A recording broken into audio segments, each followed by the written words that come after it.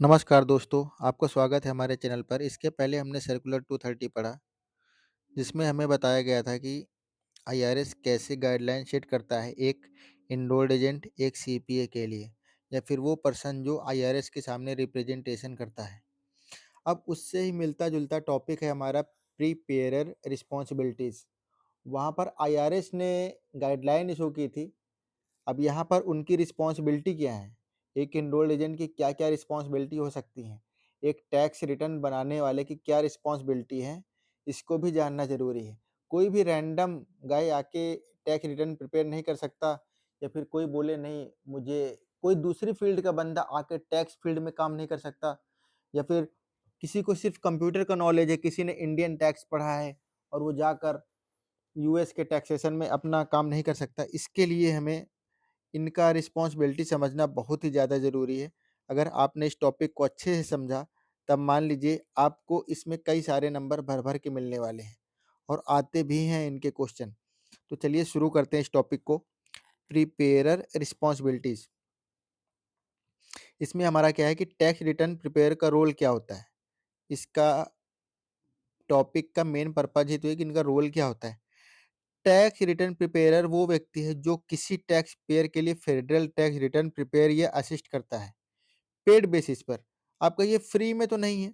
अगर मैं enrolled agent की पढ़ाई कर रहा हूँ, इस टैक्स लाइसेंस को लेने का ट्राई कर रहा हूँ, तो ये मैं पैसे कमाने के लिए ही कर रहा हूँ। कोई चैरिटी करने तो जा नहीं रहा हूँ। तो टैक्स रिटर्न प्रिपेयर वो व्यक्ति है जो किसी टैक्स पेयर के लिए फेडरल टैक्स रिटर्न प्रिपेयर या असिस्ट करता है पेड बेसिस पर। ये स्टेट टैक्स रिटर्न फाइल नहीं कर रहा है, ये फेडरल टैक्स रिटर्न फाइल कर रहा है। अब दूसरा पॉइंट यहाँ पर समझते हैं। आईआरएस ऐसे प्रिपेयर्स से highest ethical and accuracy standard expect करता है और करना भी चाहिए आईआरएस को। और थर्ड पॉइंट है हमारा, प्रिपेयरर की हर गलती को आईआरएस को डायरेक्टली अफेक्ट करती है, इसलिए रूल्स स्ट्रिक्ट हैं। और सबसे स्ट्रिक्ट रूल कहाँ बनते हैं? जहाँ पर पेनल्टीज हाई होती हैं और इसमें पेनल्टीज भर भर के हैं। अगर आपने इनके रूल्स एंड रेगुलेशन को फॉलो नहीं किया तो आपको इतनी पेनल्टी लगेंगी, यानी टैक्स प्रिपेयर करने वाले को, रिटर्न फाइल करने वाले को इतनी पेनल्टी लगेंगी, पूरे साल की सैलरी चली जाएगी। कई केसेस में आपका लाइसेंस भी रद्द हो जाएगा। ये जो आप टैक्स प्रैक्टिस कर रहे हैं उसका लाइसेंस आपका रद्द भी हो सकता है, कैंसिल हो सकता है। तो सिंपल लाइन समझो, प्रिपेयरर मतलब क्या? टैक्स पेयर का भरोसा, आईआरएस के सामने जिम्मेदारी दोनों। तो आईआरएस को प्रिपेयर की जरूरत क्यों पड़ी? वो किसी और से भी तो करा सकते थे, उन्हें टैक्स प्रिपेयर की जरूरत क्यों पड़ी?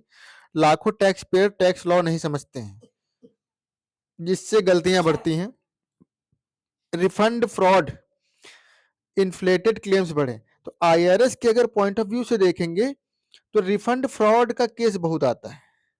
अब गवर्नमेंट को मिलना चाहिए $1 लाख और किसी ने रिफंड क्लेम कर दिया 30,000 50,000, तो इतना फ्रॉड बढ़ गया है। अगर एक टैक्स प्रिपेयर नहीं होगा तो रिफंड फ्रॉड का बहुत बहुत ही ज्यादा केस आएगा। अब मिसलीडिंग प्रिपेयर्स के केस बढ़े, अगर इनकी रिस्पॉन्सिबिलिटी नहीं होंगी तो जो टैक्स प्रिपेयर होते हैं अपने पर्सनल बेनिफिट के लिए क्लाइंट को मिसलीड करते हैं। कई जगह पर देखा गया है और होता भी है कि मिसलीड करना ही इनका मेन मोटो बन जाता है, इसलिए इनकी गाइडलाइन होती है। आईआरएस को एक स्टैंडर्ड सिस्टम चाहिए था हर नेशन को चाहिए एक स्टैंडर्ड सिस्टम। आईआरएस ही क्या, अपने इंडिया में भी या फिर दुबई में भी या फिर किसी और कंट्री में हमें चाहिए। इसलिए आईआरएस ने circular 230 plus internal revenue code section 6694 के तहत प्रिपेयरर रिस्पॉन्सिबिलिटी फिक्स कर दी।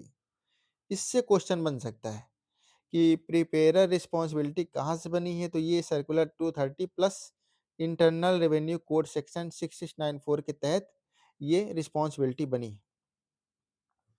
अब हम समझते हैं टाइप्स ऑफ प्रिपेयरर्स, कितने टाइप के होते हैं। अब आप पूछेंगे ये क्या है भाई, इसमें भी टाइप होते हैं? हाँ बिल्कुल होते हैं। एक वो है जो बाहर से हेल्प करते हैं, एक वो है जिनका साइन लगता है। जैसे एक एमबीबीएस डॉक्टर है तो किसी भी पेशेंट के फाइल में उसका साइन लगेगा, किसी भी पेशेंट के फाइल में उसका साइन लगता है। वैसे है वैसे ही हम लोग टैक्स प्रिपेयर होते हैं तो हमारा भी साइन लगता है। एक साइनिंग प्रिपेयर होता है जो रिटर्न प्रिपेयर करता है और साइन करता है। फुल रिस्पॉन्सिबिलिटी इनके ऊपर होती है। जिनका साइन होता है उनका रिस्पॉन्सिबिलिटी होती है। अगर साइन नहीं किया तो पेनल्टी भी लगती है इनके ऊपर, बराबर पेनल्टी लगती है इनके ऊपर अगर साइन नहीं किया तो। और एक होते हैं हमारे जो साइन नहीं करते हैं, जो साइन नहीं करते हैं, एक उस तरीके के होते हैं नॉन साइनिंग प्रिपेयर। इनका काम क्या था, कुछ हिस्सों में हेल्प करते हैं। जो साइन करने वाले प्रिपेयर होते हैं इनके साथ हेल्प करते हैं। एग्जाम्पल में समझ लिए कैलकुलेशन में हेल्प करते हैं, शेड्यूल समझाने में हेल्प करते हैं, या फिर रूल्स उन्हें याद होते हैं। पार्शियल रिस्पॉन्सिबिलिटी होती है, छोटी छोटी रिस्पॉन्सिबिलिटी। पार्शियल मतलब आंशिक या फिर कुछ हिस्से वाली रिस्पॉन्सिबिलिटी इनके ऊपर होती हैं। तो दो तरीके के हमने समझे, एक साइन वाले, एक नो साइन वाले। जो साइन नहीं करते, सिर्फ हेल्प करते हैं। असिस्टेंट समझ लीजिए इन्हें, असिस्टेंट की तरीके हेल्प करते हैं। अब आगे हम बढ़ते हैं इसमें। तो आगे एक टॉपिक है हमारा प्रिपेयर रिस्पॉन्सिबिलिटी। तो ये तो हमारा टॉपिक ही था। अभी इनके आईआरएस ने क्या रूल्स बनाए हैं, ये थोड़ी ना कि प्रिपेयर ने अपने आप ही रूल्स बना लिए या फिर टैक्स पेयर ने अपना रूल बता दिया। तो आईआरएस के रूल को हम लोग फॉलो करेंगे। तो रूल नंबर 1 है हमारा due diligence requirement. Due diligence requirement, इसके अंदर क्या क्या है वो समझते हैं। टैक्स पेयर की दी हुई इंफॉर्मेशन को वेरीफाई करना।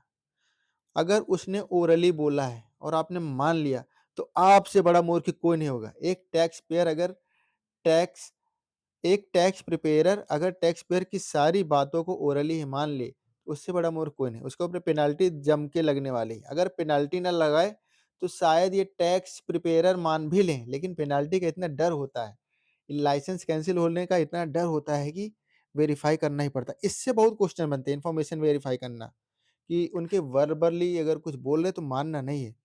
कंप्लीट प्लस एक्यूरेट डाटा लेना। भाई इंटरव्यू क्यों लेते हैं हम टैक्स टैक्स पेयर का? इसीलिए था कि हमें कंप्लीट इंफॉर्मेशन चाहिए, एक्यूरेट डेटा चाहिए। जितना इनटेक शीट में है उतना हमें चाहिए, उसके डॉक्यूमेंट चाहिए ही चाहिए। अनसपोर्टेड क्लेम, बहुत सारे क्लेम ऐसे करते हैं जो इनके डॉक्यूमेंट नहीं होते। मतलब अनसपोर्टेड का मतलब है कि डॉक्यूमेंट उसने सबमिट नहीं किए टैक्स पेयर ने, इसलिए सपोर्ट नहीं कर रहा है। तो इनको एक्सेप्ट बिल्कुल नहीं करना। इनसे क्वेश्चन भर भर के आते हैं, बहुत क्वेश्चन आते हैं इनसे, इनसे बहुत क्वेश्चन बनते हैं। तो इस पॉइंट को हमें ध्यान में रखना है। एग्जाम्पल कैसे क्लेम लेते हैं, ईआईसी, सीटीसी, एओटीसी क्लेम करते हैं। मैंडेटरी ड्यू डिलिजेंस फॉर्म, अब इनमें अगर ये फॉर्म नहीं होगा, फॉर्म ये मैंडेटरी करके रखा आईआरएस ने, अगर इन्होंने क्लेम किया तो इसका फॉर्म सबमिट करो, इनका डॉक्यूमेंट सबमिट करो। अगर फॉर्म या फिर डॉक्यूमेंट नहीं सबमिट है तो इनकी बात को मानना नहीं है, इनकी बात को पोलाइटली इग्नोर करना है, मानना नहीं है। सारा खेल इसमें, सारा गेम इसमें हमारा फॉर्म का है। अगर डॉक्यूमेंट नहीं तो कुछ भी नहीं। अब रूल 2 समझते हैं। यहाँ पर हम लोग रूल 2 क्या है, एक्यूरेसी ऑफ रिटर्न। भैया सबसे इंपॉर्टेंट तो ये हो गया, अगर एक्यूरेट ही नहीं हमारा रिटर्न तो पेनल्टी तो हमें ही आनी है। हर नंबर, हर फॉर्म, हर शेड्यूल सही होना चाहिए, ये आईआरएस हमसे एक्सपेक्ट करता है। मैथमेटिकल एक्यूरेसी होनी चाहिए। अब तो बहुत सारे एआई आ गए हैं, बहुत सारे टूल हो गए हैं, मैनुअली नहीं करना है, लेकिन डाटा तो सही फिल करना है ना, तभी तो हमारा मैथमेटिकल एक्यूरेसी होगी। लॉ कंप्लायंस से जरूरी, कौन सा लॉ लग रहा है इसका आपको जानकारी होना चाहिए। हर एक पॉइंट पे आपको जानकारी होना चाहिए। प्रिपेयरर को रिटर्न में करेक्ट टैक्स लायबिलिटी बताना होगा। जो भी टैक्स रिटर्न प्रिपेयर कर रहा है, प्रिपेयरर को रिटर्न में करेक्ट टैक्स लायबिलिटी इंश्योर करनी है। गलती, under statement of tax liability of penalty. इस पॉइंट को बहुत ही दिमाग में रखो भाई। तो हमने दो रूल समझे, accuracy of return and rule number 1 हमारा था, सॉरी, रूल नंबर था due diligence requirement, and rule number 2 था हमारा एक्यूरेसी ऑफ रिटर्न। अब चलते हैं रूल नंबर 3 की तरफ, नॉलेज रिक्वायरमेंट, कॉम्पिटेंस। ये सर्कुलर 230 की तरह है, लेकिन सर्कुलर 230 नहीं है, ये अलग है थोड़ा। तो नॉलेज रिक्वायरमेंट है, प्रिपेयरर अपडेटेड टैक्स लॉ जाने। ये नहीं कि एक बार हमने पढ़ लिया, अभी हम टैक्स लॉ पढ़ रहे हैं और हमने पढ़ लिया और हमारा लाइफ टाइम काम आएगा। जो भी अमेंडमेंट आते हैं, जो भी चेंजेज़ आते हैं, उनको हमें जानना ज़रूरी है। जो भी एनरोल्ड एजेंट हैं, उनके लिए मैं खुल के बता रहा हूँ, उन्हें ये जानना ज़रूरी है। गलत या आउटडेटेड नॉलेज से रिटर्न फाइल नहीं कर सकता। कोई भी एनरोल्ड एजेंट कोई भी एनरोल्ड एजेंट गलत नॉलेज से रिटर्न फाइल नहीं कर सकता। अगर नॉलेज नहीं है तो उसे वेरीफाई करो, लेकिन गलत नॉलेज से रिटर्न फाइल नहीं करो। इसका ध्यान रखो, मतलब आपको अपडेटेड रहना है, गलत नॉलेज से रिटर्न फाइल नहीं करना है। क्लाइंट की अनयूजुअल सिचुएशंस, टैक्स सिचुएशन समझनी चाहिए। ये भी हमारा है, अगर उनकी कुछ अनयूजुअल अनयूजुअल टैक्स सिचुएशन उन्हें हमें समझना पड़ेगा। अगर अनश्योर है तो एडवाइस या रिफ़र करो। अगर आप उसमें श्योर नहीं हैं, उन्हें एडवाइस कर सकते हैं। अगर उससे भी नई चीज़ें हो रही हैं तो उन्हें रिफ़र कर दो। रिफ़र कहाँ करो? सीपीए के पास करो। आप उन्हें डॉक्टर के पास नहीं करना है, आपको अपनी फ़ील्ड के और ऊपर भेजना है, यानी सर्टिफाइड पब्लिक अकाउंटेंट के पास भेजना है। अब रूल 4 हम समझते हैं। रूल 4 है हमारा, information to IRS must be truthful. जो भी आईआरएस को इन्फॉर्मेशन आप दे रहे हो, आप टैक्स प्रिपेयर हो, टैक्स रिटर्न फाइल कर रहे हो इंडिविजुअल का, किसी भी पर्सन का, तो आपको जितनी भी इन्फॉर्मेशन देनी है सब सच सही सही बताना है, सच सच बताना है। और सच कब होगा? डॉक्यूमेंटेशन के थ्रू। आईआरएस से डिटेलिंग के दौरान फॉल्स स्टेटमेंट प्रोहिबिटेड है। गलत स्टेटमेंट आपको नहीं देनी, डॉक्यूमेंट छुपाना नहीं है। आईआरएस के सवालों का सही सही जवाब देना है, घुमा फिरा के बातें नहीं करनी। अगर कभी भी क्लाइंट का रिप्रेजेंटेशन करने जाए आईआरएस के सामने, तो वहां पर आपको घुमा फिरा के बातें नहीं करनी, एकदम सही सही सवालों का जवाब देना है। आईआरएस को 100% एक्यूरेट इन्फॉर्मेशन चाहिए होती है। आप नहीं देंगे तब भी उनके पास होगी, लेकिन वो आपसे एक्सपेक्ट करता है कि आप उन्हें 100% एक्यूरेट इन्फॉर्मेशन दें। और आईआरएस भी आपका वर्बली बिलीव नहीं करेगा, आपको डॉक्यूमेंट सबमिट करने होंगे। डॉक्यूमेंट सबमिट करेंगे तभी वो आप पे टेस्ट करेगा। रूल 5 है साइनिंग द रिटर्न।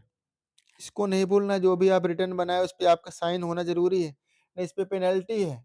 आपको कुछ डॉलर पे करने होंगे, मुझे एक्यूरेट याद नहीं, मैं आपको इसको आगे बताऊंगा पेनल्टीज वाले चैप्टर में।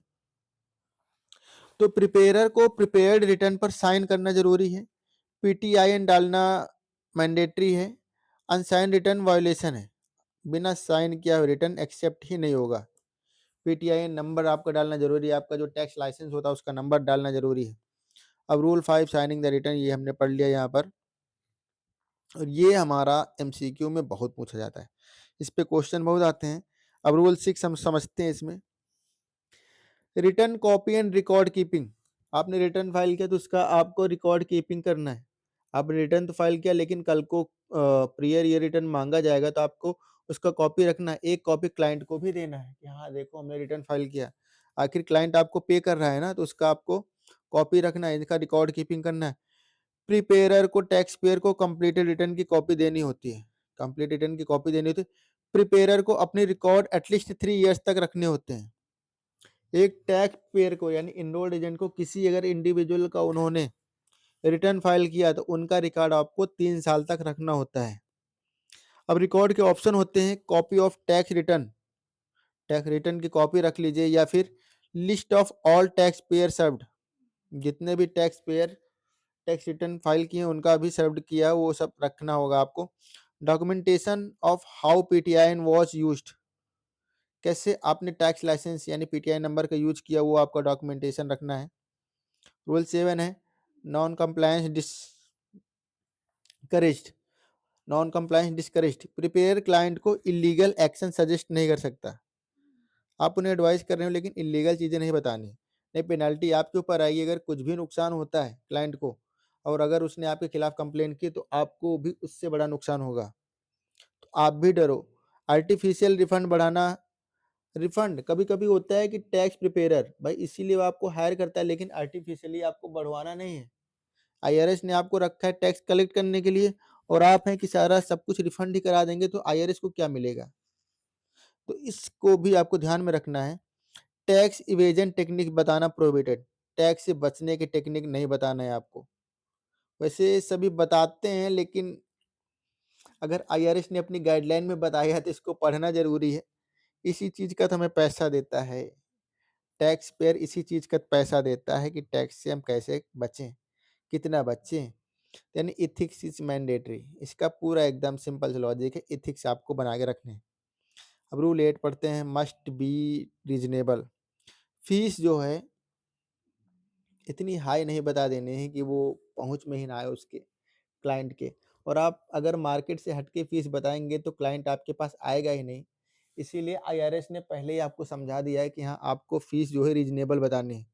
आपको रिफंड रिफंड का लालच नहीं देना है कि आपको मैं इतने रिफंड दिला दूंगा, इतना आपसे टैक्स बचा लूंगा और आपने क्लाइंट ऐड कर दिया। तो रिफंड परसेंटेज बेस्ड फीस आपको नहीं लेनी, ये बिल्कुल मना किया है आईआरएस ने एकदम साफ साफ।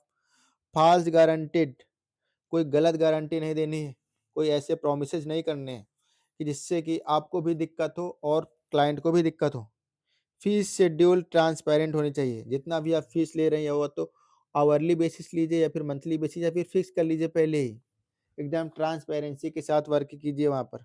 ये आईआरएस हमें समझा रहा है। रूल 9 समझ लीजिए, कॉन्फिडेंशियलिटी। रूल 9 है हमारा कॉन्फिडेंशियलिटी। क्लाइंट की पर्सनल इन्फॉर्मेशन को शेयर नहीं करना है।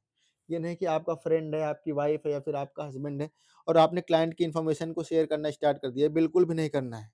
ये बहुत ही सीक्रेट डिटेल्स होती हैं, ऐसे डॉक्यूमेंट होते हैं जिन्हें आप शेयर नहीं कर सकते और करना भी नहीं चाहिए वैसे मेरे ख्याल से।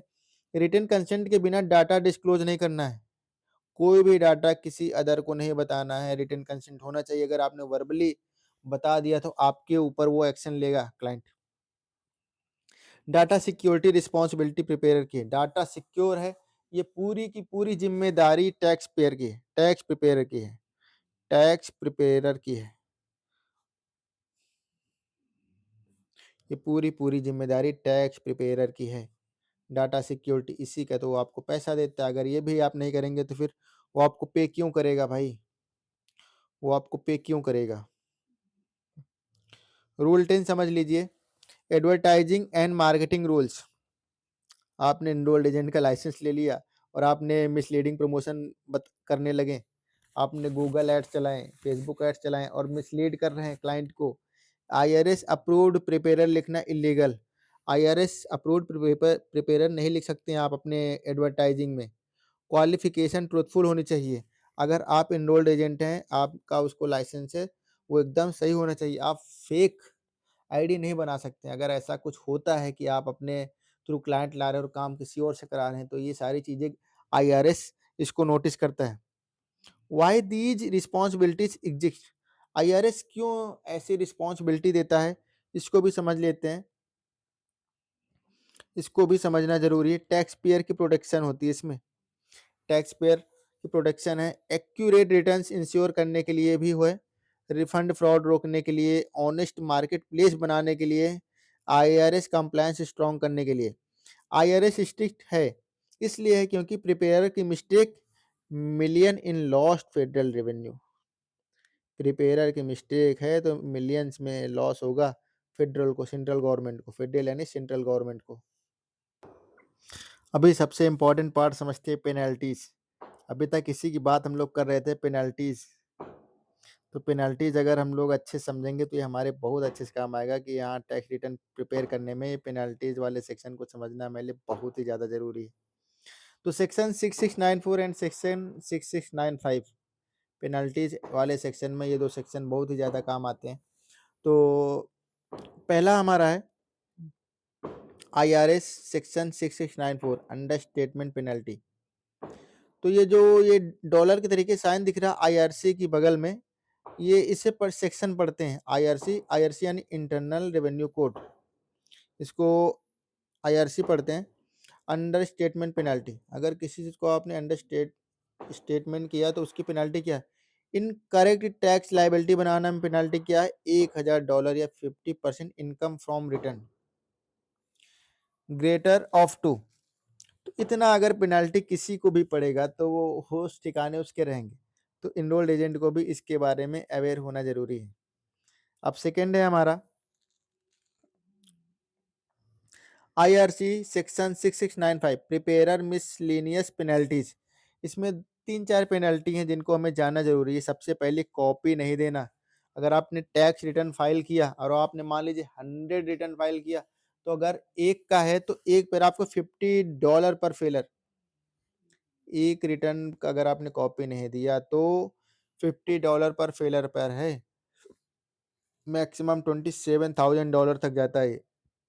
रिकॉर्ड नहीं रखा आपने तो $50 पर फेलर है। अगर किसी का भी आपने रिकॉर्ड नहीं, अगर पीटीआईएन नहीं डाला तो $50 पर फेलर है। एक पर $50, आपने 100 डाला तो 100 से कैलकुलेट कर लीजिए 50 को, 100 से 50 को कैलकुलेट कर लीजिए, $5,000 आपको पेनल्टी पड़ेगी। क्लाइंट इन्फॉर्मेशन गलत डिस्क्लोज किया तो हैवी पेनल्टी, इस पे बहुत लंबी पेनल्टी है। और फ्रॉड केसेस में समझिए इसको, फ्रॉड केसेस यानी सस्पेंशन, डिपार्टमेंट, क्रिमिनल चार्जेस में इस पे इतनी अच्छी खासी पेनल्टी, पेनल्टी और भी बहुत सारी हैं, इसको हम आगे चैप्टर में समझेंगे।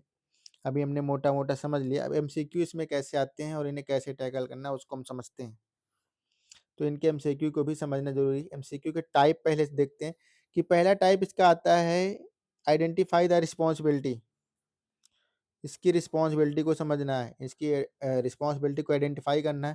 तो इनके कीवर्ड कैसे आते हैं, कीवर्ड कैसे निकलते हैं, वेरीफाई नहीं किया तो ड्यू डिलिजेंस का जाएगा, रॉन्ग टैक्स कैलकुलेशन यानी कि एक्यूरेसी, साइन नहीं किया तो साइनिंग रिक्वायरमेंट, आउटडेटेड नॉलेज है तो कॉम्पिटेंस, यही सब तो हमने अभी तक पढ़ा था।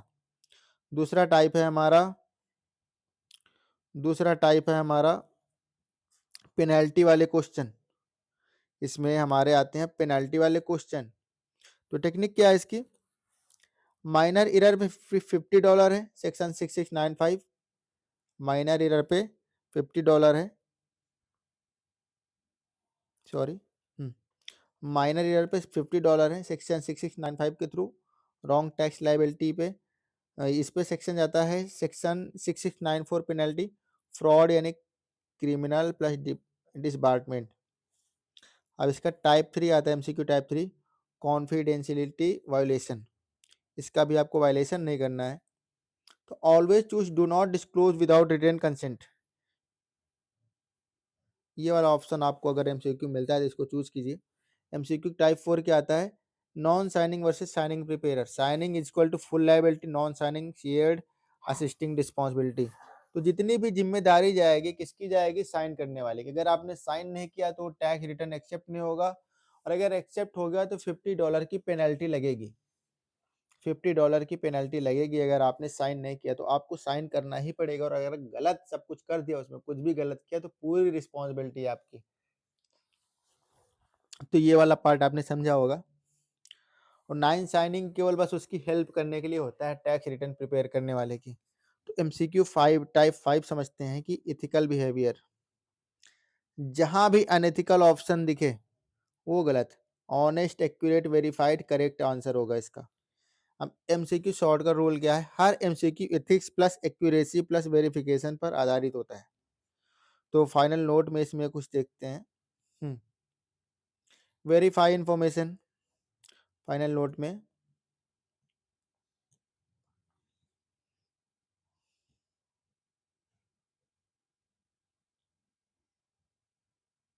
फाइनल नोट में हमारा है, इनकी इंफॉर्मेशन वेरीफाई करें, इंफॉर्मेशन वेरीफाई करें एंड इंश्योर एक्यूरेसी, एक्यूरेसी को इंश्योर करें। अभी तक हमने जो पढ़ा सब वही है इसमें। तो ये हमारा ये वाला chapter tax payer responsibility, sorry tax prepare यानी टैक्स रिटर्न बनाने वाले की रिस्पॉन्सिबिलिटी क्या, उस पर पेनल्टी क्या, इन सब चीज़ों को हमने इस वाले चैप्टर में जाना। अगर आपको ये वीडियो पसंद आई, आप इनरोल्ड एजेंट पार्ट 1 इंडिविजुअल की तैयारी कर रहे हैं तो हमारे चैनल से जुड़े रहिए। आपको ऐसे बेहतरीन से बेहतरीन वीडियो, बेहतरीन से बेहतरीन कंटेंट इजी एक्सप्लेनेशन के साथ हिंदी प्लस इंग्लिश लैंग्वेज में, एकदम देसी लैंग्वेज में आपको मैं सिखाने वाला हूँ। तो आपको अगर मेरी वीडियो पसंद आती है तो लाइक करें, शेयर करें एंड सब्सक्राइब करें। मैं मानता हूँ कि मेरी वीडियोस लंबी होती हैं, लेकिन मुझे एक एक पॉइंट आपको समझाने होते हैं। यहाँ पर मैं आपको स्पून फीडिंग नहीं करने आया हूँ।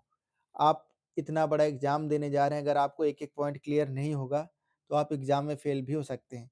इसलिए मैं एक एक पॉइंट को समझा रहा हूँ और सिंगल से सिंगल टॉपिक को भी पिक कर रहा हूँ। तो यहाँ तक आपने वीडियो देखा, इसके लिए आपको थैंक यू, धन्यवाद मेरे भाई।